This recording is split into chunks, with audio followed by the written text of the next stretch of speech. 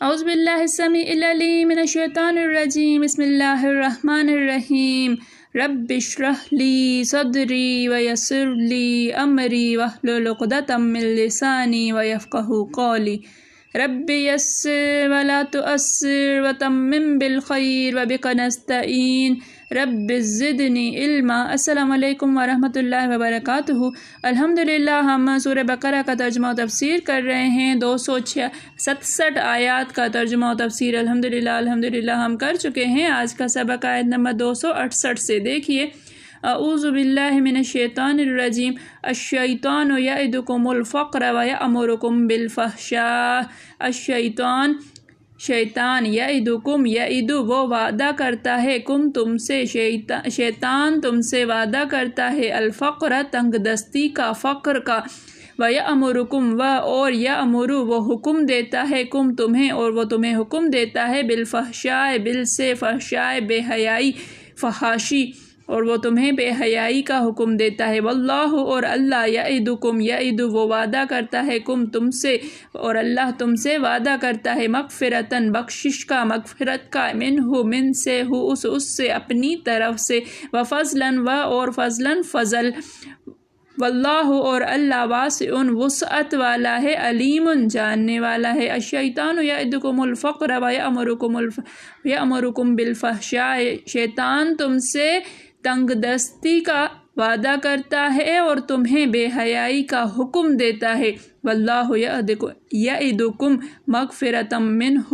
وفضلاً اور اللہ اپنی طرف سے تم سے وعدہ کرتا ہے مغفرت کا اور فضل کا، واللہ واسع علیم اور اللہ وسعت والا جاننے والا ہے۔ اور دیکھنا شیطان کا کہنا نہ ماننا، وہ تمہیں تنگ دستی کا خوف دلاتا اور بے حیائی کے کام کرنے کو کہتا ہے، اور اللہ تم سے اپنی بخشش اور رحمت کا وعدہ کرتا ہے، اور اللہ بڑی کشائش والا اور سب کچھ جاننے والا ہے۔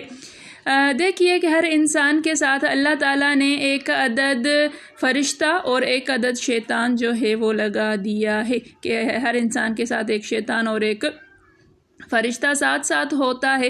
اب فرشتہ جو ہے وہ اس کو نیکی کے حکم دیتا ہے اور شیطان اسے برائی کا حکم دیتا ہے۔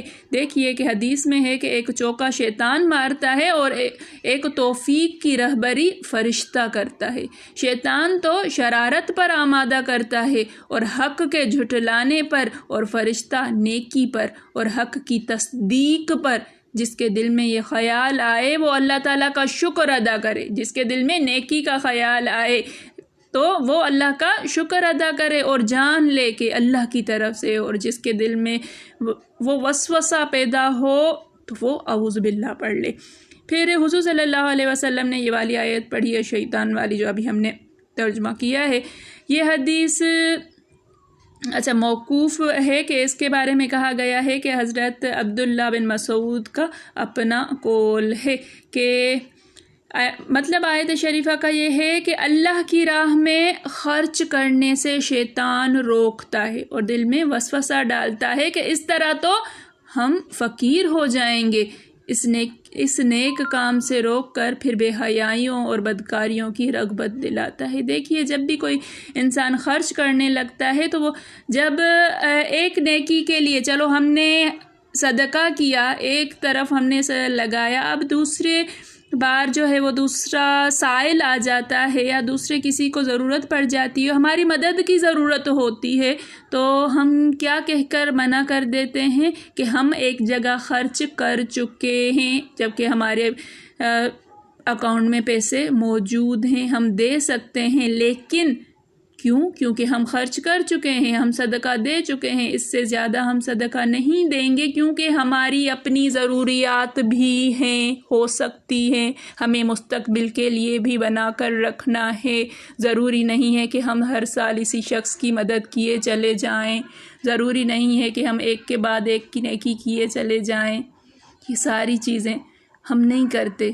ہماری جو روح جو اللہ تعالیٰ کی طرف سے ہے نا، اس کی باتیں نہیں ہیں، یہ شیطان روکتا ہے، دل میں وسوسہ ڈالتا ہے کہ ہم فقیر ہو جائیں گے، ہمارے پاس پیسے کم ہو جائیں گے، ہمارا اکاؤنٹ خالی ہو جائے گا، ہماری اپنی ضروریات ہیں، ہمیں یہ بھی کرنا ہے، ہمیں گھومنے بھی جانا تھا، ہمیں پکنک میں بھی کرنا تھا، ہماری اپنی ضروریات ہم اپنے آپ پہ کیوں نہ لگائیں، ہم اپنے آپ کو سہولتیں کیوں نہ دیں کہ اس اگلے بندے کی ہم ضرورتیں پوری کرتے پھریں، ہم کیوں اللہ کی راہ میں دیں جب ہم دے چکے ہیں۔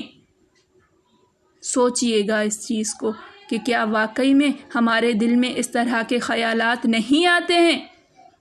جب یہ نیکی کے کام سے رک جاتے ہیں نا، جب نیکی کی رغبت جو ہے وہ ختم ہونے لگتی ہے، کم ہونے لگتی ہو، تو پھر بے حیائیوں اور بدکاریوں کی طرف رغبت بڑھ جاتی ہے، گناہوں پر، نافرمانیوں پر، حرام کاریوں پر اور مخالفت پر اکساتا رہتا ہے یہ شیطان۔